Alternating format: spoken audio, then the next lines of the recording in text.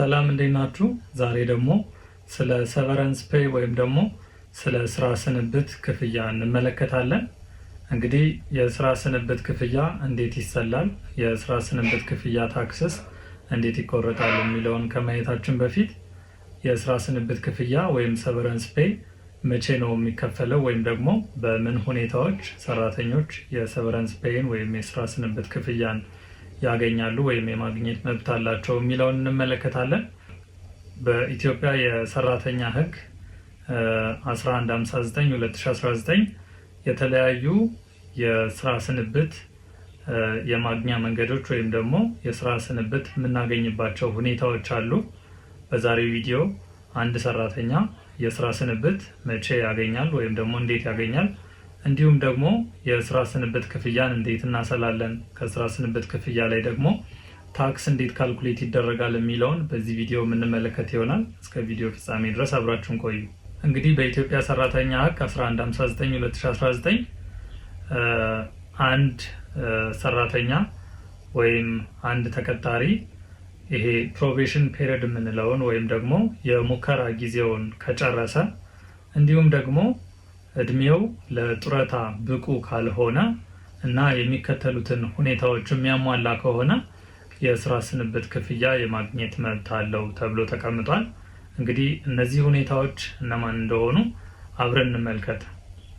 So a worker who has completed his probation period and who is not eligible for pension shall have the right to receive severance pay from the employer where አንደኛው his contract of employment is terminated because of permanent cessation of operation of the undertaking due to bankruptcy or for any other cause።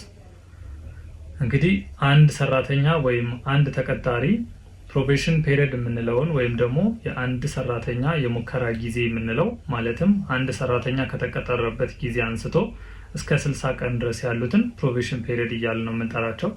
ስለዚህ አንድ ሰራተኛ ይህንን ፕሮቤሽን ፔሪድ የጨረሰ ከሆነና እንዲሁም በጡረታ ሕግ መሰረት የጡረታ አበል ለመቀበል ብቁ ካልሆነና ድርጅቱ በመክሰሩ ወይም በሌላ ምክንያት ለዘለቄታው በመዘጋቱ ምክንያት የሰራተኛውና የድርጅቱ ውል ከተቋረጠ ይሄ ሰራተኛ የሰቨራንስ ፔይ ወይም ደግሞ የስራ ስንብት ክፍያ የማግኘት መብት አለው ማለት ነው።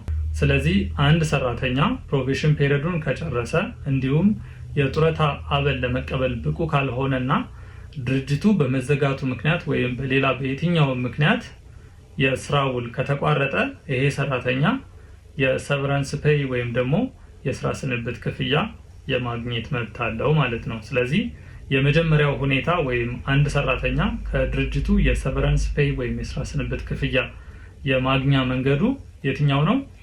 ድርጅቶች በመክሰራቸው ምክንያት ከተዘጉ እንዲሁም በሌላ በየትኛው ምክንያት ድርጅቱ ስራውን ካቋረጠና የሰራተኛውና የድርጅቱ ውል በዚህ ምክንያት ከተቋረጠ ይሄ ሰራተኛ የሰቨረንስ ፔይ ወይም የስራ ስንብት ክፍያ የማግኘት መብት አለው ማለት ነው። ሁለተኛው his contract of employment is terminated by the initiation of the employer in violation of the law። ይሄኛው ደግሞ በህግ ከተደነገገው ምክንያት ውጭ በአሰሪው አነሳሽነት የስራ ውል ሲቋረጥ ማለት ነው። ስለዚህ አንድ አሰሪ ሰራተኛውን ዛሬውኑ ተነስቶ ከዚህ በኋላ የውል ስምምነቱ ወይም ደግሞ የስራ ውሉ እንደተቋረጠ ያለ ምንም ማስጠንቀቂያ ወይም ደግሞ ምንም ኖቲስ ለሰራተኛው ሳንሰጥ ከህግ አግባብ ውጪ አንድን ሰራተኛ የምናባረር ከሆነ ወይም ደግሞ ስራውን እንዲያቆም የምናደርግ ከሆነ ይሄ ሰራተኛ የሰቨረንስ ፔይ ወይም የስራ ስንብት ክፍያ የማግኘት መብት አለው ማለት ነው።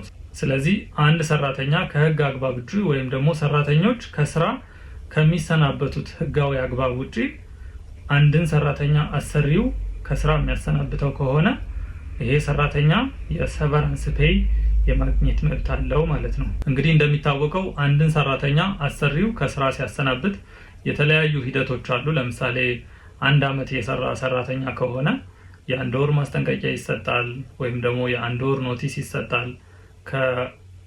ከአንድ አመት በላይ ነገር ግን እስከ 9 አመት ድረስ ያገለገለ ከሆነ የ2 ወር ኖቲስ ይሰጣዋል። እንዲሁም ደግሞ ከ9 አመት በላይ ያገለገሉ ከሆኑ ደግሞ የ3 ወር ኖቲስ ይሰጠዋል። ሰራተኞች የሚሰናበቱበት የራሱ የሆነ ሰራተኛን የማሰናበቻ ሂደቶች አሉ። ያንን የሰራተኞች የማሰናበቻ ሂደት ሳንከተል አንድን ሰራተኛ ኢሌጋሊ ወይም ደግሞ ህጋዊ አግባብነት በሌለው መንገድ የምናሰናበት ከሆነ ድርጅቱ ለሰራተኛው የሰቨረንስ ፔይ የመክፈል ግዴታ አለበት። ሰራተኛው ደግሞ ከድርጅቱ የስራ ስንብት ክፍያ የማግኘት መብት አለው ማለት ነው። ሌላውና ሶስተኛው he is reduced as per the conditions prescribed under this proclamation። ሌላው በዚህ አዋጅ በተመለከቱት ሁኔታዎች መሰረት ሰራተኛው ከስራ ሲቀነስ ይሄ ሰራተኛ ሰቨራንስ ፔይ ወይም የስራ ስንብት ክፍያ የማግኘት መብት አለው ማለት ነው። ስለዚህ ድርጅቶች በተለያየ መንገድ ሰራተኞችን ሊቀንሱ ይችላሉ ወይም ደግሞ ካላቸው ሰራተኛ የተወሰኑ ሰራተኞችን መቀነስ ሊፈልጉ ይችላሉ።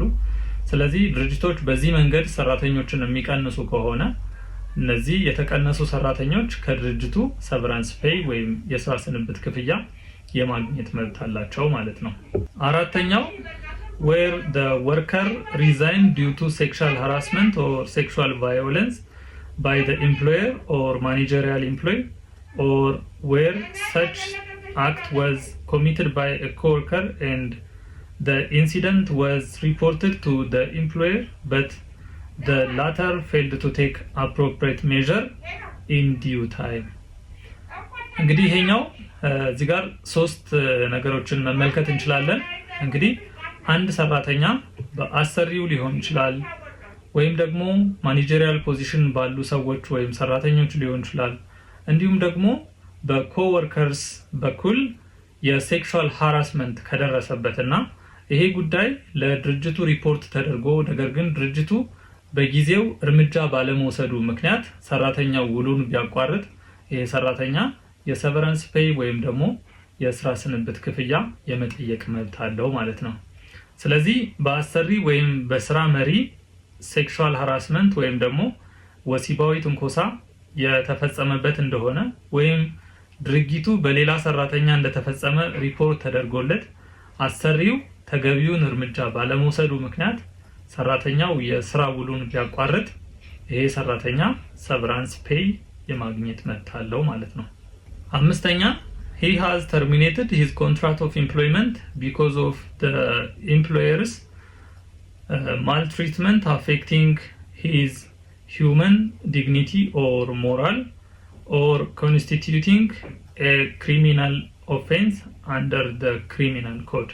ይሄኛው ደግሞ አሰሪው ሰራተኛው ላይ ሰብአዊ ክብሩን ወይም ሞራሉን የሚነካ ድርጊት ወይም በወንጀል ህጉ የሚያስቀጣ ድርጊት የፈጸመ እንደሆነ እንዲሁም ሰራተኛው የስራ ውሉን በዚህ ምክንያት ካቋረጠ ይሄ ሰራተኛ የሰቨረንስ ፔይ ወይም የስራ ስንብት ክፍያ የማግኘት መብት ይኖረዋል ማለት ነው። ስድስተኛ he has resigned due to failure of the employer to take measure despite being informed of a threat to his safety or health። ይሄኛው ደግሞ አሰሪው ለሰራተኛው ደህንነት ወይም ደግሞ ጤንነት የሚያሰጋ አደጋ እንዳይደርስ ማስጠንቀቂያ ተሰጥቶት ነገር ግን አሰሪው እርምጃ ባለመውሰዱ ምክንያት ሰራተኛው የስራ ውሉን ቢያቋርጥ ይሄ ሰራተኛ የሰቨረንስ ፔይ ወይም የስራ ስንብት ክፍያ የማግኘት መብት ይኖረዋል። ሰባተኛ his contract of employment is terminated because of his partial or total disability as certified by medical board። ሰራተኛው ፓርሻል ወይም ቶታል ዲስኤቢሊቲ ወይም የአካል ጉዳት አጋጥሞት ሰራተኛው ስራ ለመስራት አለመቻሉ በህክምና ወይም በሜዲካል ቦርድ ከተረጋገጠ እንዲሁም የስራ ውሉ በዚህ መንገድ ከተቋረጠ ይሄ ሰራተኛ የሰቨረንስ ፔይ ወይም የስራ ስንብት ክፍያ የማግኘት መብት ይኖረዋል ማለት ነው። ስምንተኛ where he has given service to the employer for a minimum of 5 years service and his contract of employment is terminated because of sickness or death, or his contract of employment is terminated on his own initiative provided that he has no contractual obligation relating to training to render service to the employer። እንግዲህ አብዛኛው ሰው የሰቨረንስ ፔይ ወይም የስራ ስንብት ክፍያ የሚያገኝበት መንገድ ይሄኛው መንገድ ነው ወይም ደግሞ ስምንተኛው ኮንዲሽን ነው።